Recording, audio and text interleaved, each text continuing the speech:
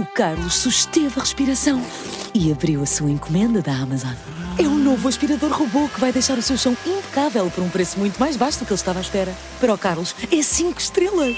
Desde aspiradores robô a eletrodomésticos para a cozinha e muito mais. Encontre os produtos com as melhores opiniões a preços que vai adorar hoje mesmo na Amazon.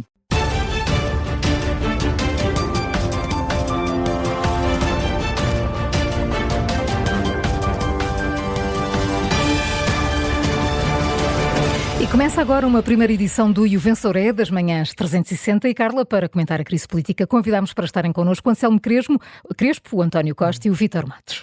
Muito habituados que estão ao E o Vencedor de fim de semana, agora aqui durante a semana, com um presidente, 2 líderes, com 2 entrevistas ontem à noite. Muito bom dia aos 3, obrigada por estarem aqui. Temos muitas notas para dar. Bom dia. Bom dia. Bom dia. Vítor, vamos começar por ti. Começamos com a entrevista do Primeiro-Ministro, talvez aquela sobre a qual haveria mais expectativas. Como é que correu? Bom, eu acho que Luís Montenegro tentou dar as suas explicações e pôr em curso a narrativa que o Governo está a tentar passar. Eu acho que tanto Luís Montenegro como Pedro Nuno Santos, dentro daquilo que é a sua perspectiva da crise, deram entrevistas aceitáveis. O problema aqui é que Luís Montenegro deixou ali no ar uma coisa que pode ser muito discutível, que é a questão de manter-se no cargo se for constituído arguido. Agora, as respostas continuam a ser incompletas, em muitos casos insatisfatórias. O Primeiro-Ministro vai dizendo que, por mais que responda, já tinha dito isto nos debates parlamentares, por mais que responda haverá sempre mais perguntas, mas em todo caso eu penso que não conseguiu passar a ideia de que nós não vamos para eleições por responsabilidade dele. Quer dizer, eu acho que o país vai para eleições porque o Primeiro-Ministro está sob escrutínio, ponto final. Não há outro tipo, não há aqui outra, ou por mais narrativas que os partidos queiram passar. Já houve outros primeiros-ministros que estiveram sob grande pressão, nomeadamente José Sócrates e Pedro Passos Coelho, que tinham 2 maiorias e, portanto, não iam mandar o país para a eleição tendo 2 maiorias. Mas Luís Montenegro, ao apresentar uma moção de confiança ao Partido Socialista, claramente sabe perfeitamente que o Partido Socialista não tem margem para deixar passar, depois de ter aprovado um programa do governo, um orçamento e rejeitado as moções de censura. E depois podemos falar sobre Pedro Nuno Santos, que tem outra opinião diferente. Mas, em todo caso, acho que Luís Montenegro deixou ali algumas respostas assim um bocado penduradas, nomeadamente sobre a conta da mulher, a questão da empresa de combustíveis. Tem ali um lado que isto não é do tudo puramente do negócio. Há aqui outras questões. Nada disto aparentemente, enfim, é sempre bom dizer isto, é crime, mas às vezes pior do que um crime é um erro. Quer dizer, é uma frase que os franceses costumam usar, que é tudo esquisito. Quer dizer, a empresa do sogro da senhora que ele virá contratar, cujo filho é candidato à Câmara de Braga, e depois tudo isto circula na parte das amizades. E, portanto, o que dá para concluir disto tudo, e que é uma resposta que Luís Montenegro assume na resposta aos partidos, que os clientes são porque é ele, mas de qualquer maneira isto dá a ideia de que ele não é o profissional que vai para a política, mas é um político que tem proveitos profissionais exatamente por ser político, e é tudo num certo círculo de amizades, não é? Sim, e fica essa sensação, alguma opacidade aqui na história. António Costa, bom dia, António. Bom dia. Ficaram-te dúvidas ouvindo o Primeiro-Ministro ontem? Olha, ficou claro que vamos ter eleições, não é? De Sim. ambas as entrevistas, aliás, as 2 entrevistas Foram clarificadoras nessa matéria. Nessa matéria. Eu acho que há 2 pontos para não me repetir sobre o que o Vítor acabou de dizer. Há 2 pontos muito interessantes que eu creio que o Primeiro-Ministro terá percebido. O Primeiro-Ministro revelou cuidado em vender, antes de ser Primeiro-Ministro, a participação que tinha no BCP com mais-valias evidentes, porque entendia que poderia ser mal interpretado, obviamente, ter uma participação de ações de um banco no contexto em que era Primeiro-Ministro. O que é estranho é que tenha tido a lucidez de ter percebido que deveria vender aquelas ações e, de facto, responde à verdade, se tivesse vendido hoje, ganharia mais de que 200 mil euros que ganhou de mais-valias tendo vendido há pouco mais de um ano, mas não tem entendido que também teria que vender a empresa ou fechar a empresa ou até, volto a dizer, vender a empresa antes de ser Primeiro-Ministro. Isto é uma contradição tão evidente que é um ponto que fragiliza o que é hoje a posição do Primeiro-Ministro.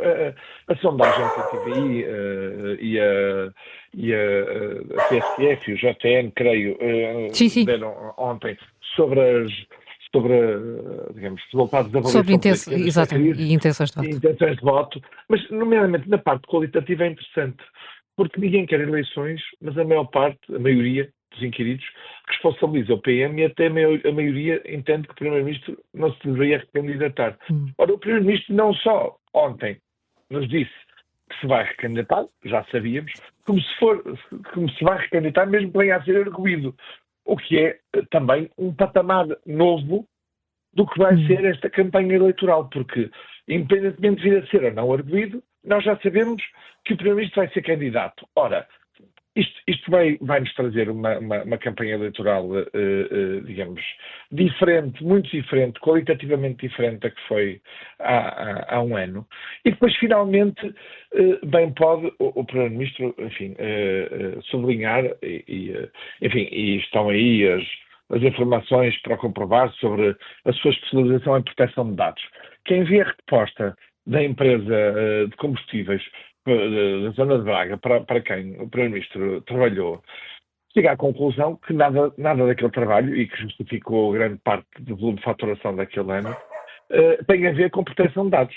Tem a ver com tudo menos com proteção de dados. Tem a ver com gestão de gasolineiras, com gestão de negócios de distribuição de gasolinas. Ora, na verdade, o que nós compreendemos, e esta sociedade que tem este nome Spinão Viva, enfim, pela origem do Primeiro-Ministro, a origem de nascença do Primeiro-Ministro, na verdade poderia chamar-se Lisboa Montenegro Limitada. Essa que é a verdade.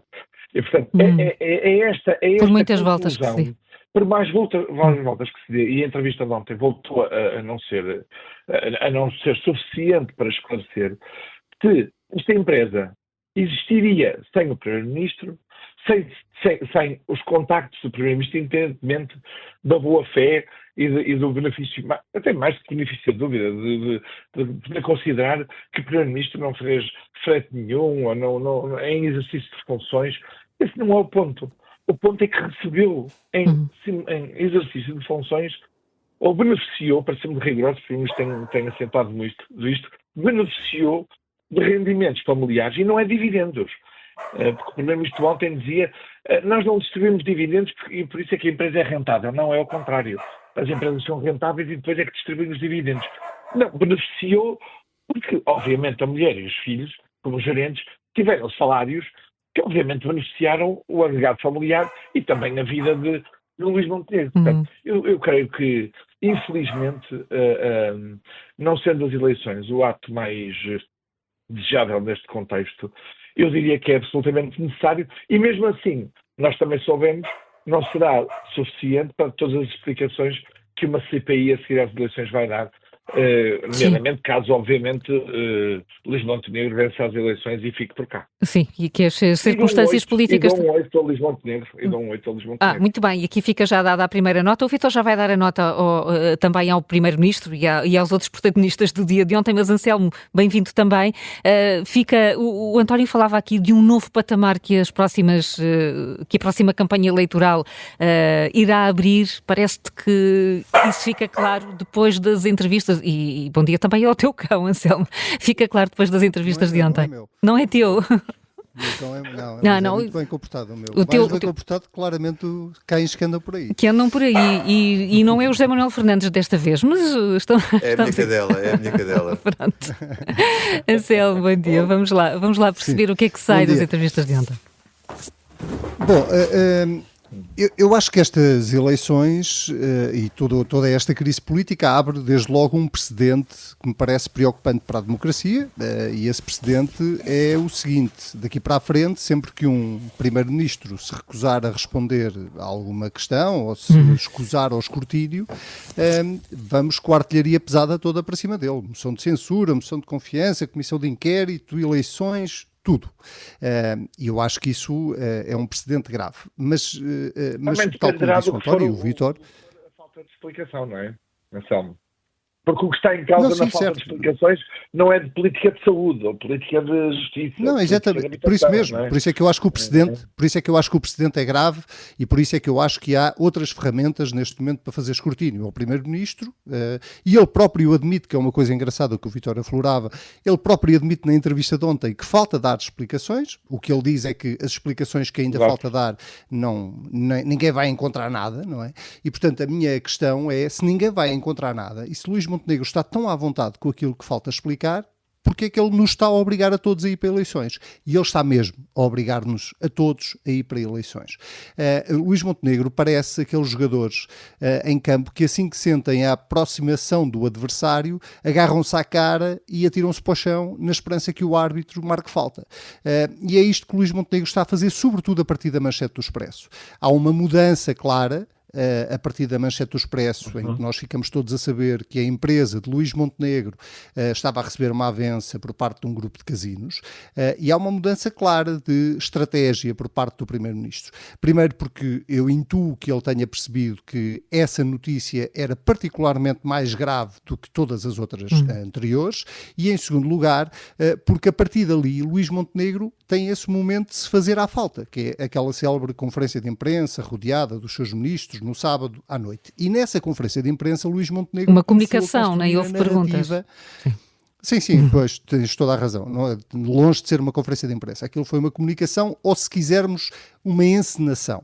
E essa encenação serviu para começar a construir a narrativa com que Luís Montenegro se quer apresentar nas próximas eleições. E essa narrativa está muito clara neste momento, acho que para toda a gente. A narrativa é, digam lá, portugueses, se vocês acham ou não acham que eu sou um tipo sério. E, portanto, é basicamente isto que Luís Montenegro quer provocar com as próximas eleições, para além de, se conseguir ter o bónus de ter uma maioria mais expressiva do que aquela que tem atualmente, tanto melhor. Ora, Luís Montenegro já tinha ensaiado esta estratégia no Orçamento de Estado, no debate do Orçamento de Estado para este ano, percebeu a determinada altura que não ia colar, que ninguém iria perceber que o Governo esticasse a corda de tal forma que obrigasse o Partido Socialista a votar contra o Orçamento de Estado e, portanto, Luís Montenegro foi inteligente na forma como geriu todo esse processo negocial com o Partido Socialista, mas, na verdade, o que ele desejava mesmo era eleições no início deste ano. Ora, este caso deu-lhe essa oportunidade de poder convocar eleições, até porque Luís Montenegro sabe várias coisas que todos nós também sabemos, que o próximo Orçamento de Estado vai ser muito mais difícil de aprovar, que com a eleição presidencial o Governo, se não houver Orçamento de Estado, o Governo vai ficar em banho-maria durante vários meses, se não mesmo quase um ano, e portanto tudo isso somado, que o desgaste do Governo vai sendo naturalmente cada vez maior, veja-se o caso da saúde, que é o mais flagrante, e portanto tudo isto somado fez com que Luís Montenegro passasse a usar, em vez da força da tática, a tática da força. O que ele fez basicamente foi provocar eleições, e não há nenhuma dúvida na minha cabeça, quer dizer, Luís Montenegro pode repetir até ad nauseam que não é ele que está a provocar eleições, que isso não passa a ser verdade. É ele que está a provocar eleições, ele sabe perfeitamente que ao apresentar uma moção de confiança o Partido Socialista não tem margem para viabilizar essa moção de confiança, porque Pedro Nuno Santos pôs isso quase escrito na pedra desde as últimas da noite eleições eleitoral. Legislativas. Sim, há um ano.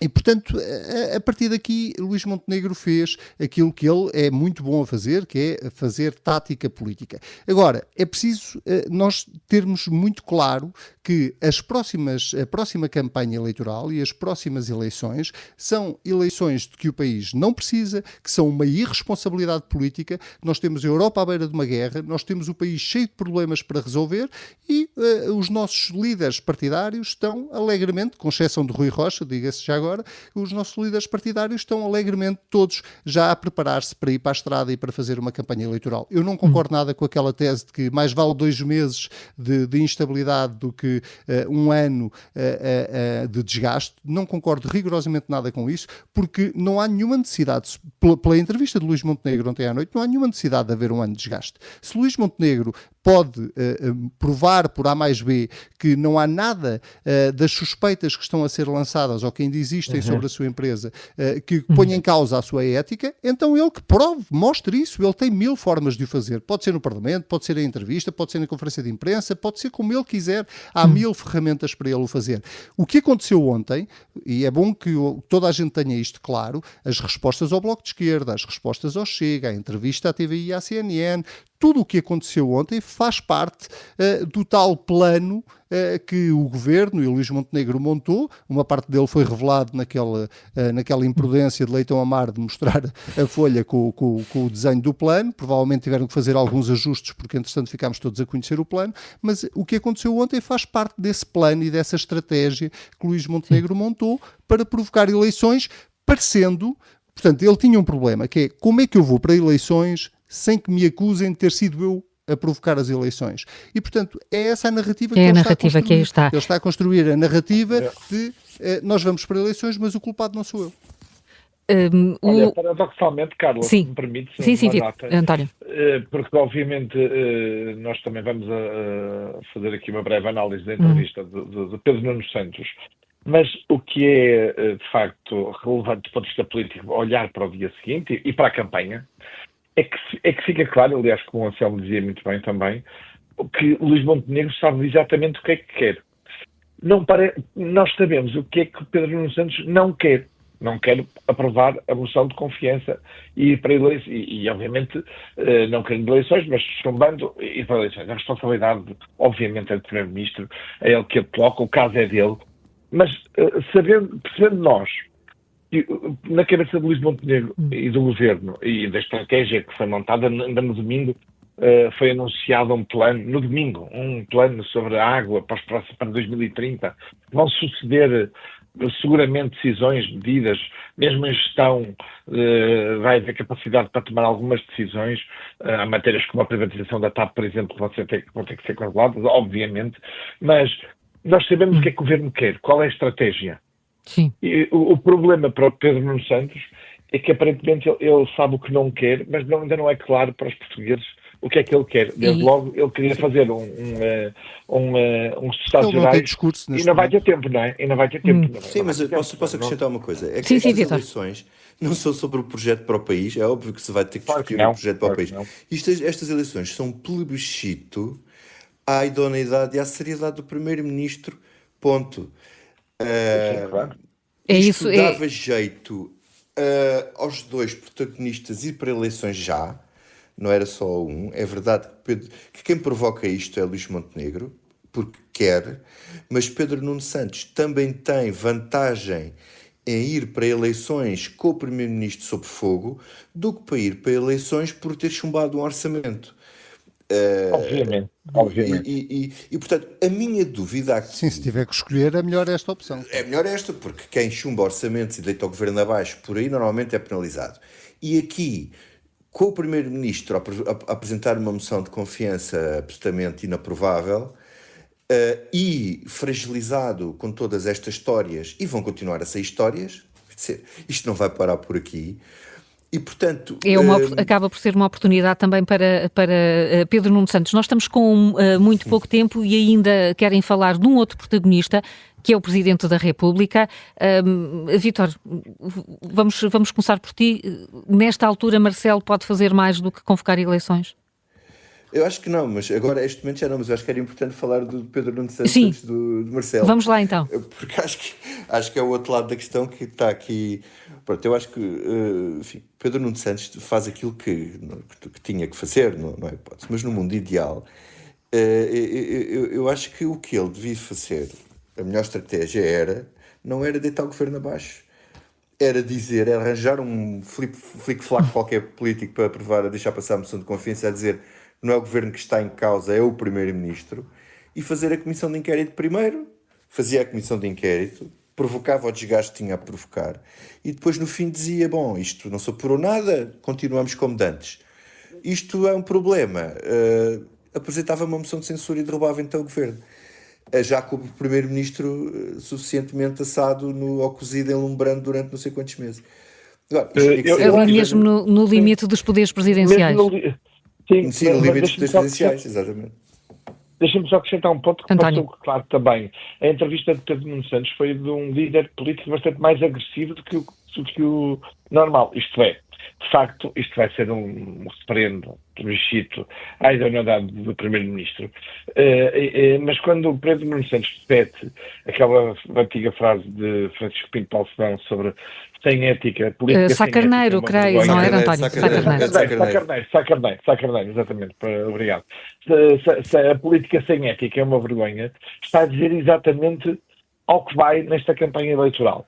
Mas ainda assim, percebendo isso e subscrevendo o que disse o Vítor, ele vai ter que dizer mais qualquer coisa que isto, porque apesar de tudo o Governo tem coisas para mostrar, porque apesar de tudo, eu diria, tirando um caso muito óbvio, que é o da saúde, que está a correr francamente mal, genericamente o Governo foi fazendo o seu trabalho, em umas áreas melhor, em outras áreas pior, obviamente, mas tirando o caso da saúde, que é de facto uma área crítica e muito sensível, o Governo tem trabalho para apresentar neste ano.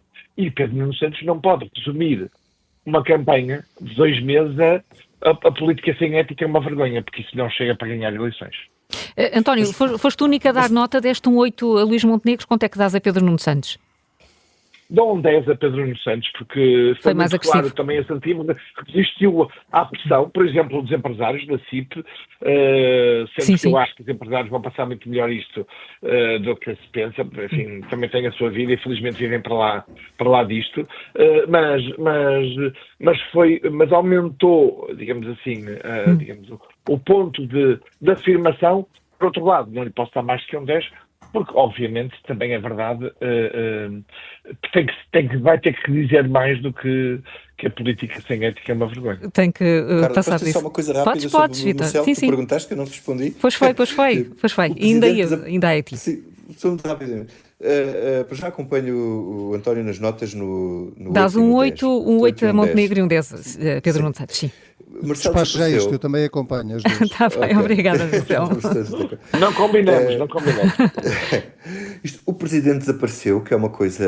Isto é uma novidade, é uma notícia, ter Marcelo desaparecido numa crise, e deu espaço até ao próprio Marcos Mendes para aparecer com uma proposta que depois subscrita por um ministro, que foi desautorizada depois pelo próprio